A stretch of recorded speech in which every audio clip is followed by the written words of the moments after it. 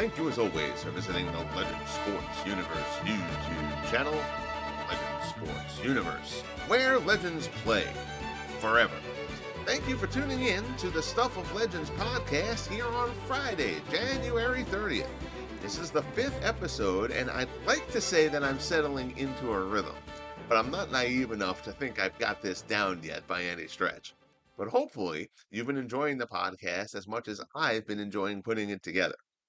We're in a busy stretch here in the Legend Sports universe, closing in on Legends Bowl 2 in the LSUFL, getting back to baseball after the rookie draft in year 5, and preparing for the postseason of year 2 of the Legend Sports Universe Basketball Association, whose regular season we'll recap later in this episode, and which will also provide our Drama in Real Life segment for this edition of Stuff of Legends. But it's late January, and that means playoff football. So we start this episode of Stuff of Legends with the 4 Divisional Round games in year 2 of the LSUFL as we start our trek across the universe. To the gridiron we go, and we open up in Buffalo, where the Bills, 13-1 during the regular season, host the Cincinnati Bengals, Sam Wyche's squad coming in on the heels of an impressive victory over the Steelers in the wild card game. Opening drive of the game, Bills with a 4th and 1 at the Bengals 27, a big test early, and they convert. Short pass to J.D. Hill for the first down to keep the drive alive. But the Bengals would clamp down and not allow another first down, and the Bills would settle for this 31-yard field goal from Scott Norwood to make it 3-0 Buffalo. That's how we'd stay into quarter number 2. A little over 11 minutes left in the half, punter Lee Johnson would pin the Bills inside their 10 a few times in this game. And this one yields a big result. Joe Ferguson drops back to pass. Mike Reed blows through the line. Ferguson cocks the arm, but he can't get rid of it. Luckily for him, he held on. But still, it's a safety for the Bengals, and we have a baseball-esque 3-2 ballgame. Bengals drive again before the half. 3rd and goal from the Bills' 3 in the waning moments. Ken Anderson fires, looking for A.J. Green, but they can't connect. Doug Pelfrey would come on, bang the 20-yard chippy after smacking a 52-yarder earlier, and send the Bengals into the tunnel for halftime with an 8-3 lead. Opening drive of the second half for Buffalo, Scott Norwood, wind at his back, puts it through from 53 yards out, the end of Norwood's range, but taking advantage of the tailwind, connects to make it an 8-6 game. Fourth quarter now, still 8-6, coming up on 9 minutes left in the game. Buffalo's 13-1 season looking perilously close to being wasted. Norwood from 44 yards out for the lead. Now into the wind, and he misses it. We're still 8-6 Bengals looking for the upset. The Bills, though, are armed with the league's leading rusher, O.J. Simpson, and Simpson would try to put the Bills on his back. 13 yards here, he would rush for 87 in the second half of this one. A minute 1 left. All eyes on Simpson. Ferguson fakes the handoff to OJ, keeps it himself, and goes in untouched from 4 yards out. Joe Ferguson with the score, and the Bills would take a 13-8 lead. Cincinnati would get the ball back, but they would never threaten, and the Bills would hold on for the 13-8 win, punching their ticket to the AFC Championship game. From one defensive struggle to another we go, and these games would have eerie similarities, particularly early. 7.5 minutes left in Indianapolis against the Chiefs. Colts deep in their own end, looking to throw. Burt Jones rolls right and rolls into the end zone, where Willie Lanier shakes free and drags him to the ground for a safety, making it 2-0 Chiefs. Safeties in both AFC divisional games. Harrison Butker would hammer a 53-yarder with 1:21 left in the first, making it 5-0. And with 6 minutes remaining in the half, he'd bang one home from 28 yards. It would be 8-0 Chiefs heading into the half, the Colts offense getting absolutely no traction through the first 30 minutes. The Chiefs know that they handed the Bills their first and only loss of the season back in week 5, so they would have no fear heading into Buffalo next week. But still, a half to go in this one first. No putting the cart before the colt. Still 8-0 Kansas City in the third. Steve DeBerg, flawless to this point. Less than 3 minutes left in the third quarter. Chiefs at their own 45. DeBerg fakes the handoff, looks for a quick hitter to Chris Burford, but Shaquille Leonard picks it off with nothing but daylight in front of him. He goes the distance for the pick six as the Colts try and take momentum. The 2-point conversion would fail, Derek Thomas stopping Tom Matte, but the crowd finally alive in Indy. They've cut the deficit to 8-6. Chiefs driving, second play of the fourth quarter in Indianapolis territory. DeBerg drops back, throws as he rolls right, and that's Bruce Laird.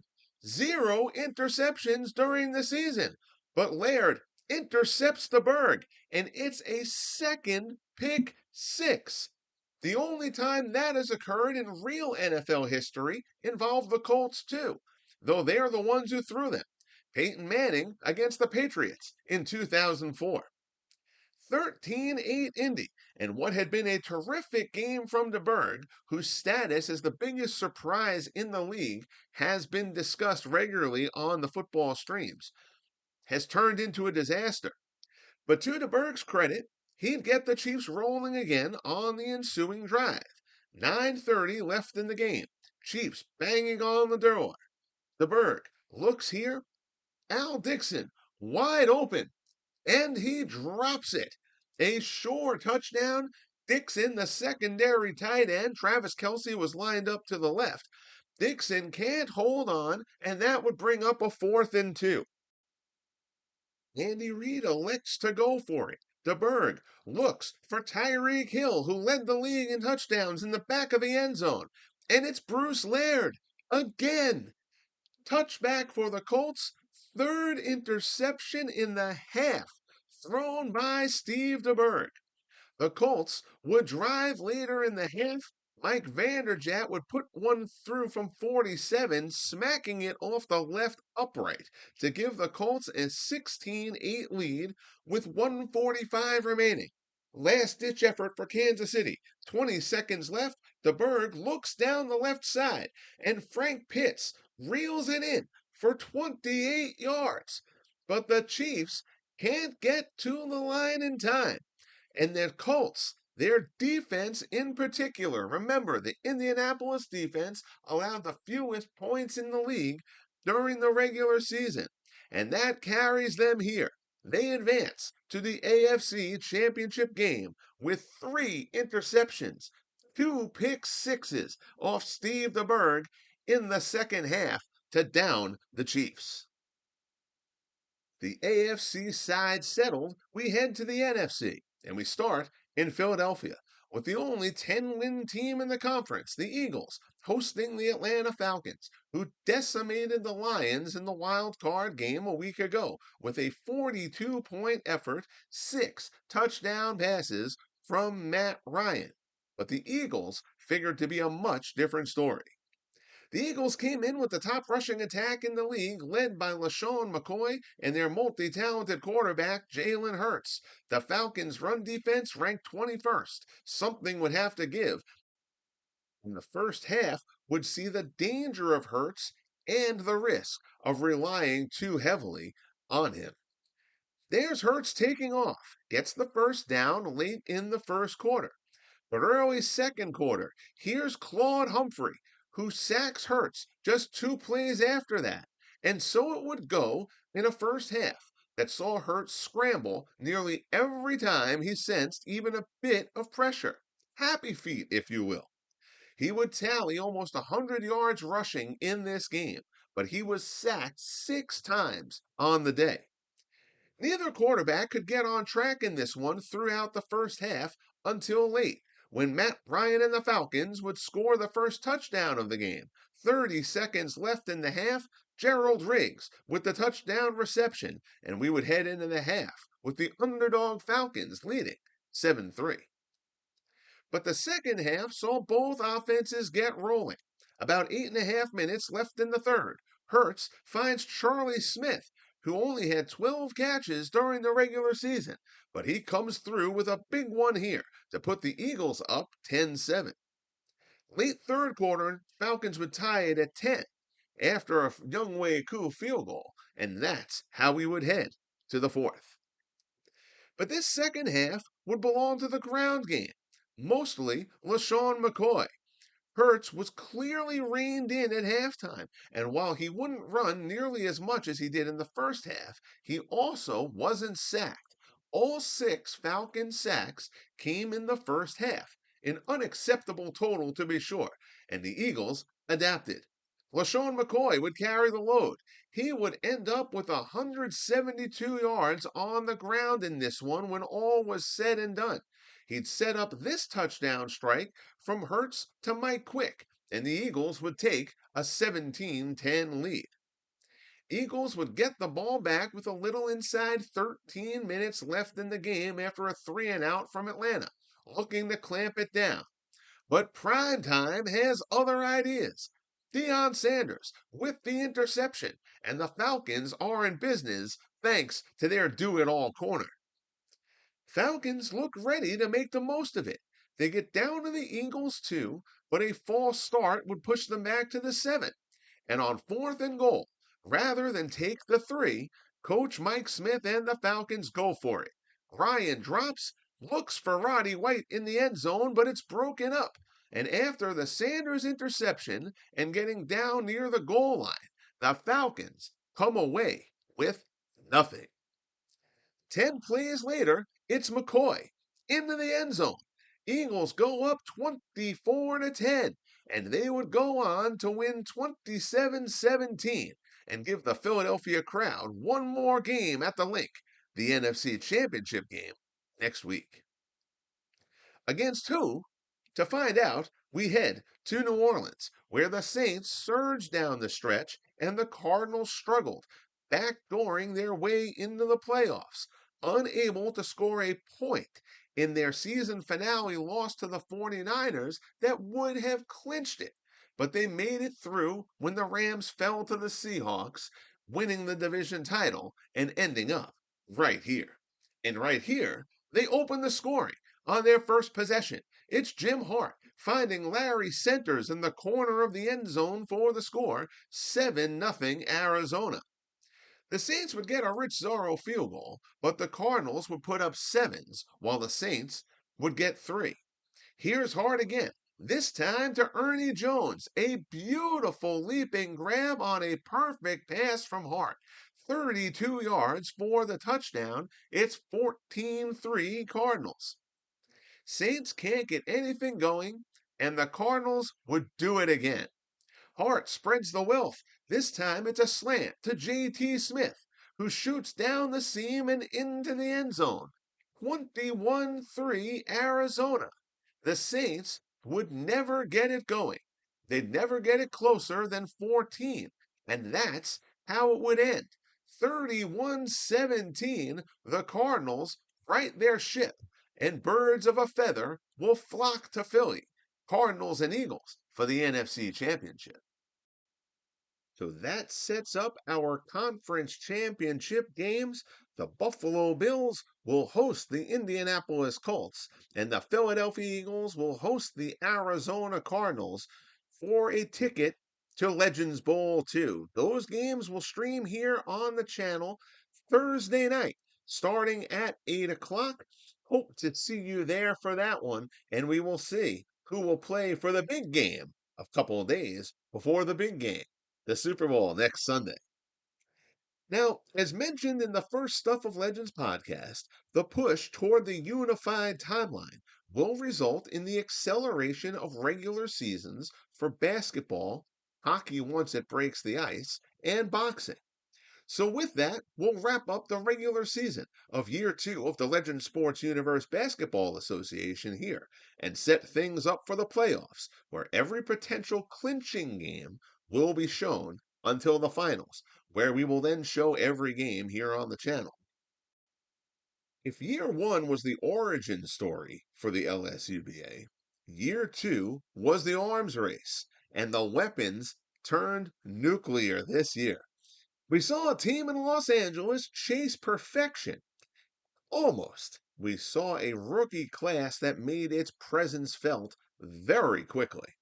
And we saw a playoff bracket form in the Eastern Conference that is almost criminally unfair to two of the conference and the league's top teams.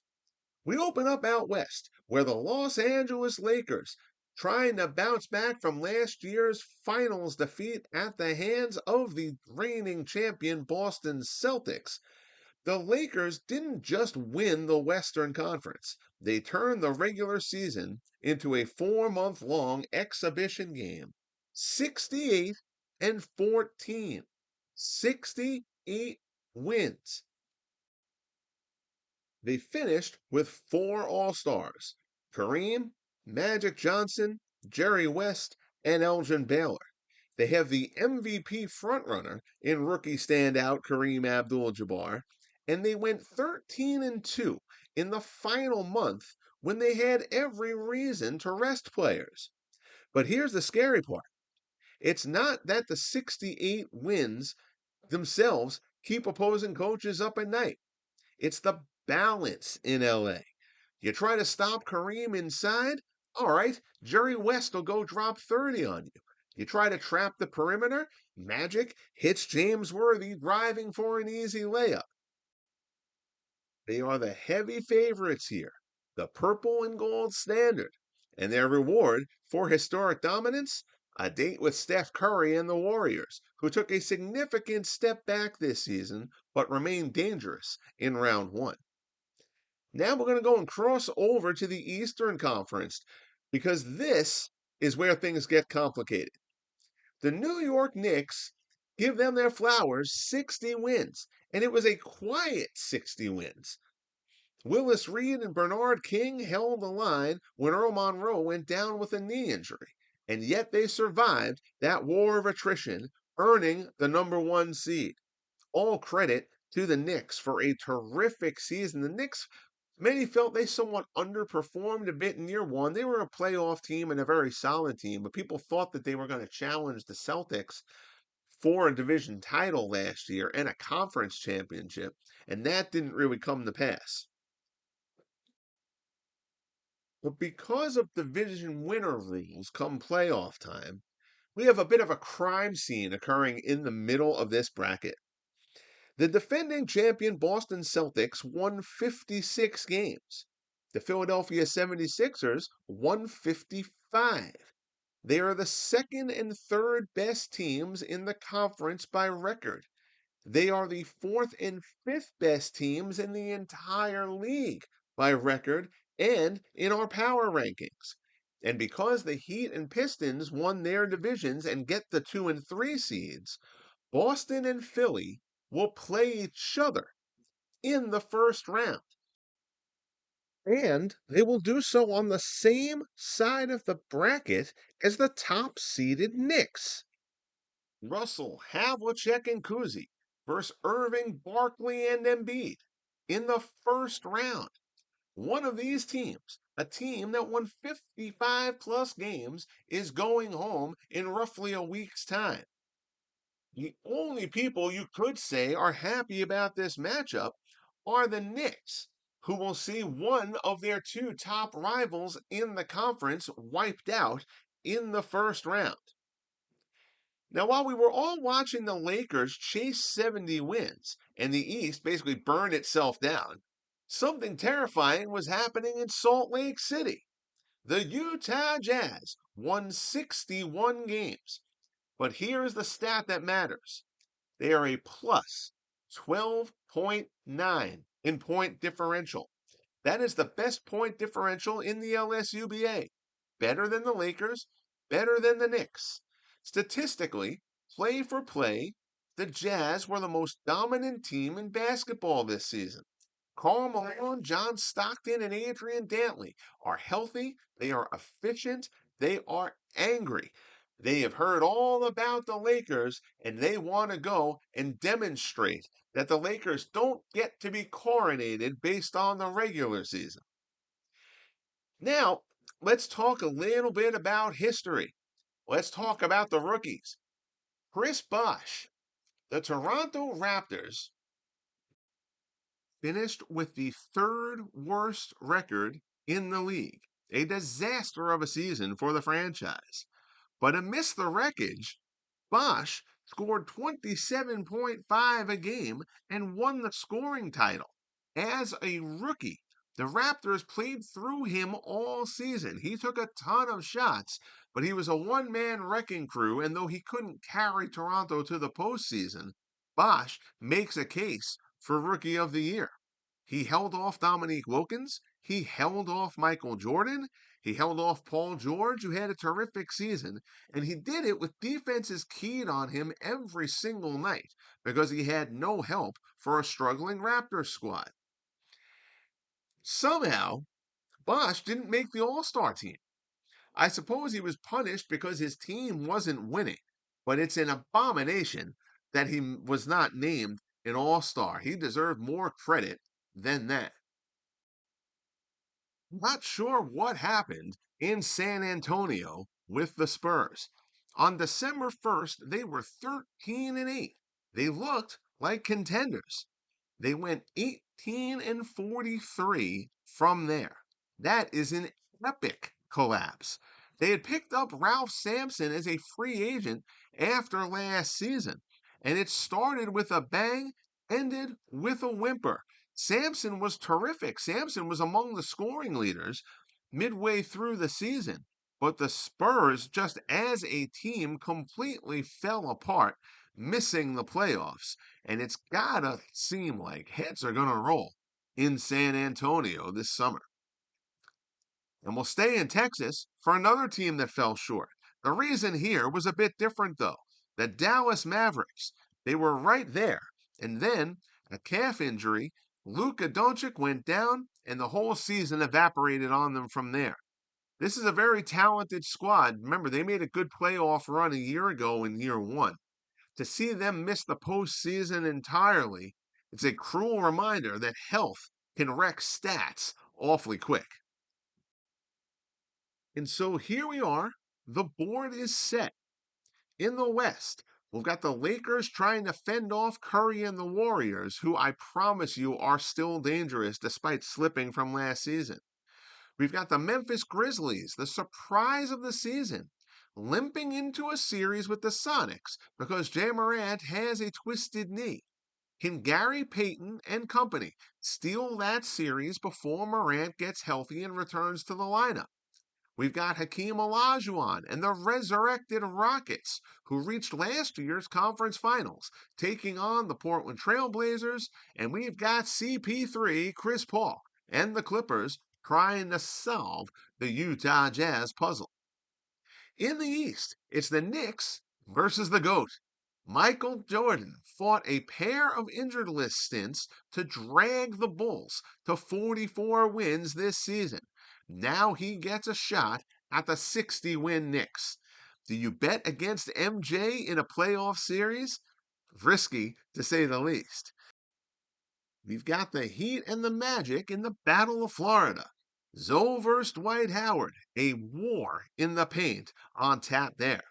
And we've got the Pistons, battered and bruised without their big men, trying to stop the human highlight film, Dominique Wilkins and the Atlanta Hawks.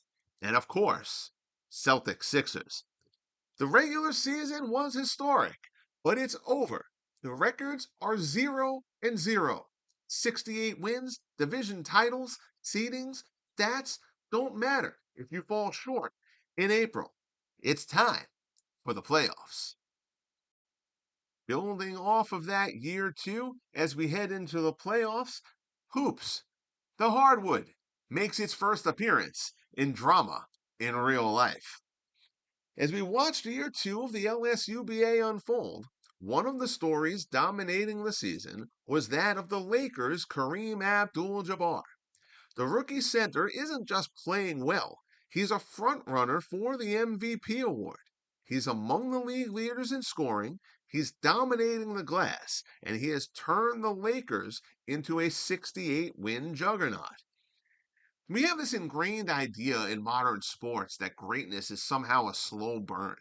We expect a welcome to the league moment where the rookie gets humbled. We expect them to hit the rookie wall. And when they don't, we count on the sophomore jinx because the struggle must be real, except when it isn't. Because history tells us that for the true aliens, the generational talents, that wall doesn't really exist. Sometimes the rookie shows up and immediately demonstrates that his learning curve completed before he ever arrived. In the entire history of the NBA, only two men have won the Rookie of the Year and the league MVP in the same season. And their stories explain exactly why what we're seeing in the LSUBA this season is realistic. The first was Wilt Chamberlain in 1960. When Wilt arrived in Philadelphia, he didn't just have a good season, he broke the sport of basketball. Before Wilt, the NBA scoring record was 29.2 points per game.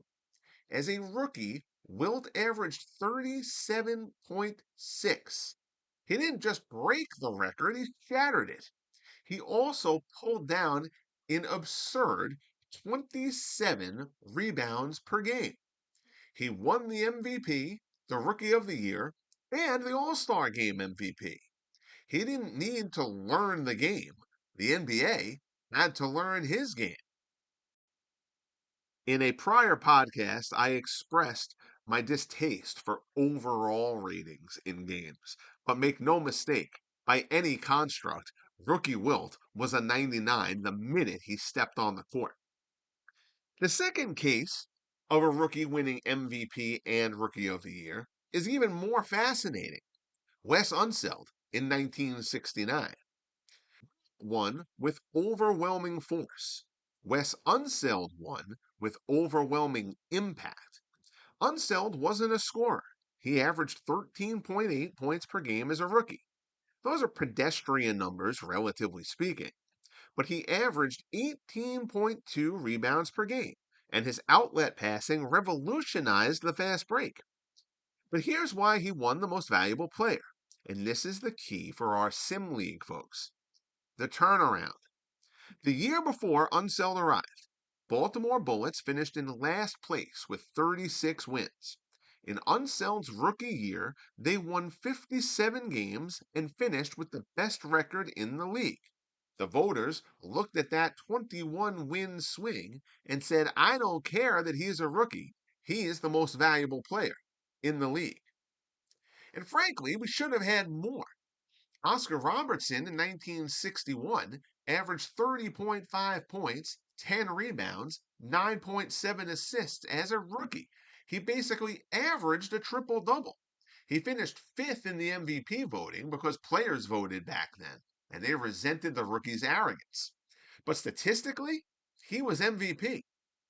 And the real life version of Kareem Abdul Jabbar finished third in the MVP voting as a rookie in 1970. He turned a 29-win Bucks team as Lou Alcindor into a 56-win contender overnight. Larry Bird in 1980 took a 29-win Celtics team to 61 wins as a rookie. He finished fourth in the MVP voting, but was the reason that the league saved itself, obviously in lockstep with Magic Johnson. So when you look at the Legend Sports universe and you see a rookie like Kareem Abdul-Jabbar destroying the league, it doesn't mean tweak the sliders or lower the ratings necessarily. It means the drama is watching his dominance from the jump. Next, I was kind of torn between doing this as a shop talk or an under construction segment. For now, I think the under construction segment fits better, as we're still a bit away from opening up. and the building process could lead to adjustments in ratings and such down the line. But the Legend Sports Universe Hockey League is making strides toward breaking ground, or ice. 8 teams are complete: the original 6, the Islanders, and the Oilers. The structure of the project again mirrors my other projects. Each franchise with a master pool. A random set of players from that pool start off as the year 1 roster. Each year, 2 rookies will be selected to join the team. There will be cuts, free agency, trades, etc.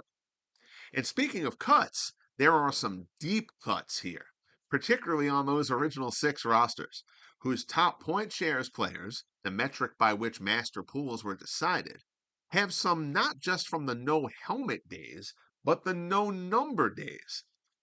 The Maple Leafs, the Blackhawks, the Canadiens, foundational teams and foundational players will get to skate alongside the greats from hockey's more recent past and present. Austin Matthews, for example, shines for the Leafs. The Oilers did draw the great one, Wayne Gretzky, out of the gate. Connor McDavid will have to wait and share the ice with Gretzky. I've previously posted master pools and initial rosters for the other sports in the Legend Sports universe, and I will do so for the LSUHL once we're closer to puck drop. But we're getting there, and as much fun as I have calling hockey games on the channel, in addition to loving the sport itself, I'm really excited about this one. My ratings and sliders have it playing a very fun and realistic game of hockey at this point. Always a chore to get there with an EA offering. At least through the first 8 teams and the test season that I ran, the sim results are very much in line with what I was looking for. Leaderboards look proper. Obviously, more work to do, more to keep track. We'll run another test league after the next batch of 8 is done and go from there. But so far, so good with the LSUHL's development. I will give an update on the LSUHL over the next couple of episodes of Stuff of Legends. But that will wrap up this episode. A couple minutes over my 30 minutes, but that's okay. It's a rough guideline, and we had a lot to cover in this one. Hopefully, you are enjoying the podcast. Again, welcome any feedback as to what you've liked, what you'd like to see more of. Different features. I know the feedback I've gotten, drama in real life, seems to be the segment that's really kind of hitting the mark with people, which I appreciate. But certainly, again, I'm open to feedback and sorts from anybody who is giving me the time to check in here. Schedule for the week: we're going to do the football playoffs Thursday night. I will have stuff going on Monday through Wednesday, but I'm not sure exactly what shape those will take. There'll probably be some basketball. There will hopefully be some boxing. Boxing always tends to kind of be the one that gets pushed aside when the other projects are getting a little bit crazier and a little bit more going on. I will certainly have baseball during the week. That's a definite. And I have had a couple of people bring up with me doing premieres and stuff like that if I'm going to be doing live stuff. And I will continue to do live stuff as time allows. Generally speaking, if I'm on in the late morning or early afternoon, or if I'm on at the very late night, I will be calling that game live. Stuff that I'm doing that's pre-recorded, these premieres, I'm always around in the chat in those, but they're just things that have a lot more graphical elements in them and stuff like that, and placards and stuff that I do for those. So I pre-record those, and those will usually air in the more prime time-ish kind of slots, 8, 9, 10 o'clock, that kind of thing. So the really late night streams and the lunchtime streams will usually be the ones that I am doing live to answer that. So again, thanks for tuning in. Bang that like button if you haven't as of yet. Subscribe if you haven't as of yet. And most importantly, be good to each other. And we'll talk soon. See you during the week for some live game action. And next Friday, here in this time slot, for the next episode of Stuff of Legends.